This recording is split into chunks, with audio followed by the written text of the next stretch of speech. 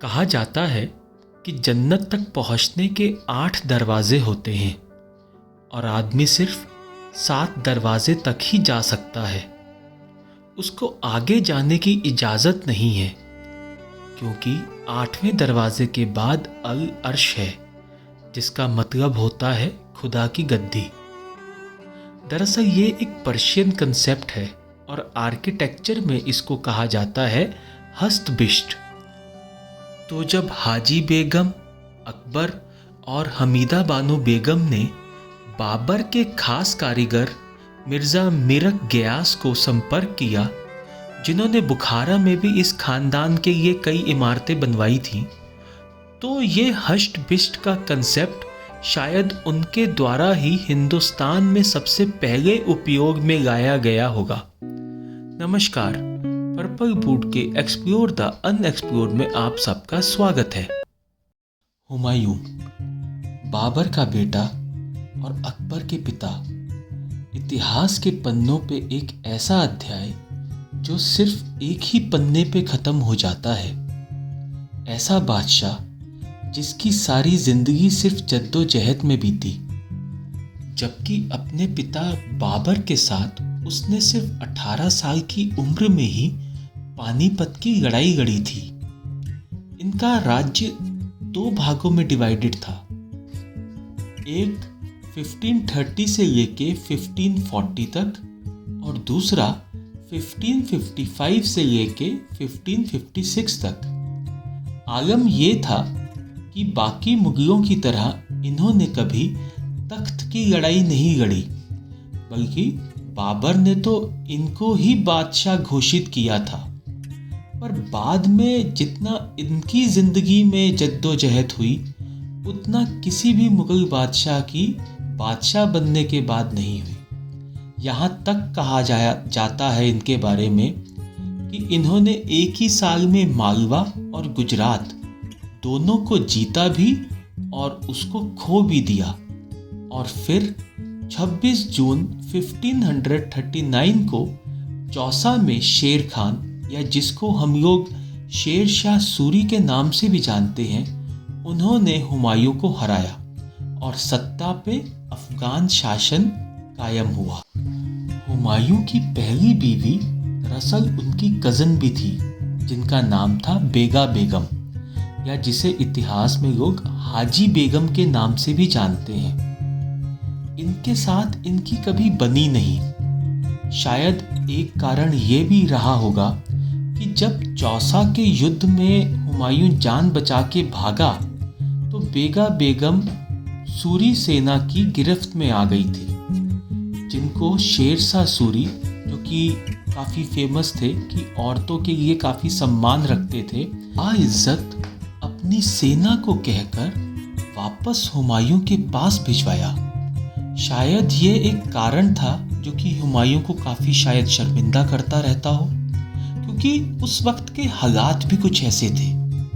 चौसा की लड़ाई में जब हुमायूं जान बचा के गंगा नदी में कूद गया, तो उसको तैरना नहीं आता था। तो जब वह डूब रहा था, तो उस वक्त वहां एक नाविक गुजर रहा था, जो एक भिश्ती भी था और जिसका नाम था निज़ाम। हुमायूं ने उसका शुक्रिया अदा किया और कहा कि जब मैं बादशाह बनूंगा तो तुमको भी एक दिन का बादशाह बनाऊंगा। और ये कह के हुमायूं वहां से चला जाता है। फिर 15 साल के बाद जब युद्ध में शेरशाह सूरी के बेटे सिकंदर सूरी को हराने के बाद जब हुमायूं ने फिर से मुगलिया सल्तनत को संभाला और बादशाह बना, तो उसने अपनी शाही सवारी बक्सर के चौसा में भेजी। 14 दिसंबर 1555 को हुमायूं ने अपना वादा निभाया और एक दिन के लिए उस व्यक्ति जिसका नाम निज़ाम था, उसको हिंदुस्तान का बादशाह बनाया। बहरहाल 17 मई 1540 को कन्नौज की लड़ाई के बाद तो दिल्ली और आगरा भी हुमायूं के हाथ से चला गया और मुगल हिंदुस्तान की गद्दी से हाथ धो बैठे। यही वक्त था जब हुमायूं दर बदर की ठोकरें खा रहा था और घुमक्कड़ की तरह से जी रहा था। और इसी वक्त में इन्होंने हमीदा बानो बेगम से शादी की, जिससे कि बाद में अकबर पैदा हुआ।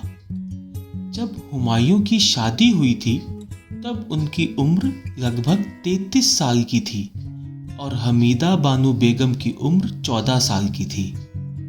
और बड़ी बात तो ये है कि हमीदा बानो बेगम ने इस निकाह से इनकार कर दिया था, पर हुमायूं ने भी इंतज़ार किया और लगभग 2 महीने के बाद इन दोनों का निकाह हुआ।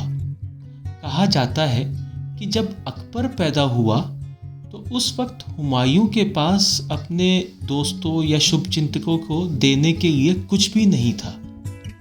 उनके हाथ में कुछ कस्तूरी थी, तो उन्होंने कस्तूरी के छोटे छोटे टुकड़े किए और अपने दोस्तों में और शुभचिंतकों में बांट दिए और कहा था कि एक दिन ये राजकुमार की ख्याति कस्तूरी की गंध की तरह फैल जाएगी। और ऐसा हुआ भी। तो 15 साल के वनवास के बाद जब 1555 में गद्दी पे वो वापस बैठा तो कुछ ही महीने के बाद लगभग 21 जनवरी 1556 को लगभग 47 साल की उम्र में हुमायूं का निधन हो गया। और बस बदकिस्मती का सिलसिला इनकी मौत के बाद तक चला। जब सीढ़ियों से गिरने के 3 दिन के बाद हुमायूं का निधन हुआ तो इनकी बॉडी को सबसे पहले तो किलोकड़ी, जो कि दिल्ली में एक जगह है, गांव है, वहाँ पे रखा। उसके बाद इनकी बॉडी को सरहिंद ले जाया गया, फिर कलानौर, क्योंकि हालात ही कुछ ऐसे थे। क्योंकि आपको ध्यान होगा कि 5 नवंबर 1556 को तो पानीपत का दूसरा युद्ध हुआ था। तो जब पानीपत का दूसरा युद्ध अकबर जीत जाता है, या अकबर की तरफ से हुमायूं के खास दोस्त बैरम खान ने लड़ा था मुग़ल सेना के लिए, तो जब वो जीत जाते हैं और सारा मामला ठंडा हो जाता है, उसके बाद जाके हुमायूं का मकबरा बनने की कवायद शुरू होती है। इसीलिए हुमायूं के बारे में ये बात बड़ी फेमस है कि हुमायूं सारी ज़िंदगी लुढ़कता रहा और फिर मौत भी उसकी लुढ़कने से ही हुई। असल में जो मुगल्स थे वो अपने आप को मुग़ल कहलाना पसंद नहीं करते थे।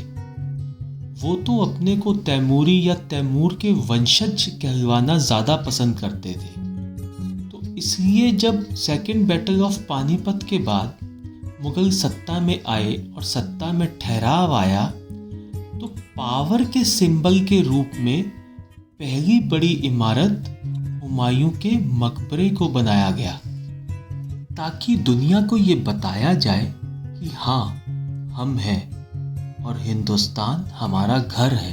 हुमायूं के मकबरे को आप ऐसे भी समझ सकते हैं कि दिल्ली के तुगलकाबाद में गयासुद्दीन तुगलक का मकबरा है। लिंक मैंने डिस्क्रिप्शन बॉक्स में दे रखा है, आप देख सकते हैं। इस मकबरे के डिज़ाइन और भव्यता को अगर आप उस मकबरे से कंपेयर करें तो आपको इस इमारत के लिए इज्जत अपने आप ही आ जाएगी। डिज़ाइन के हिसाब से तो ये मकबरा वैसे भी डिफरेंट था पहले के मकबरों के मुकाबले।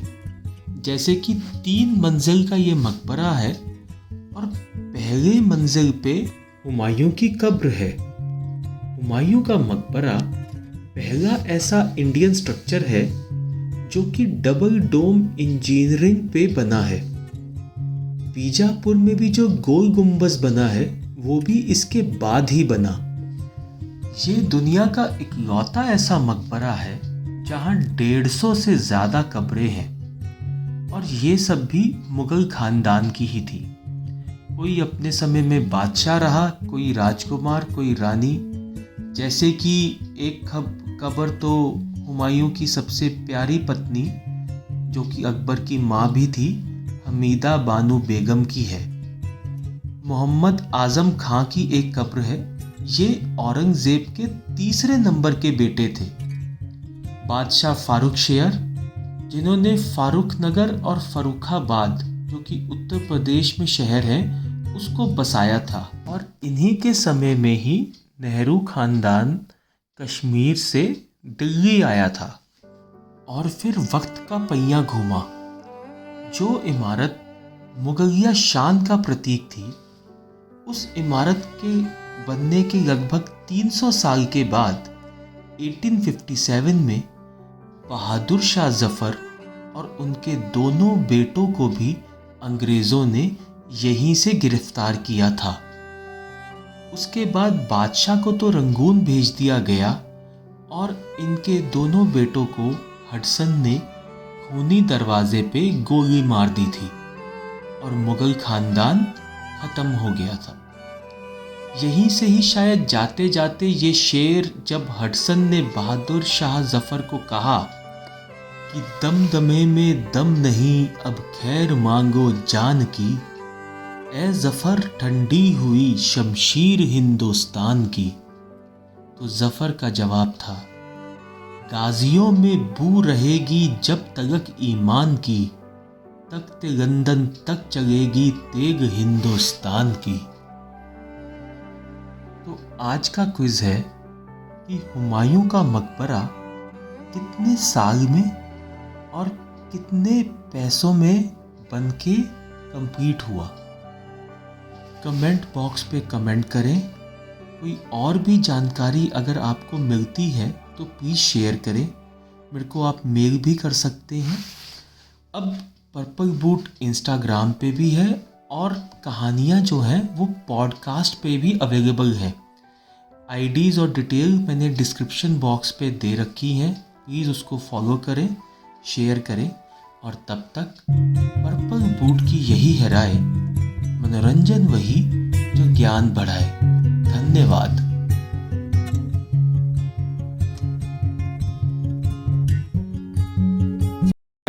एम्परर था एक कंसेप्ट, हॉल, रूम्स,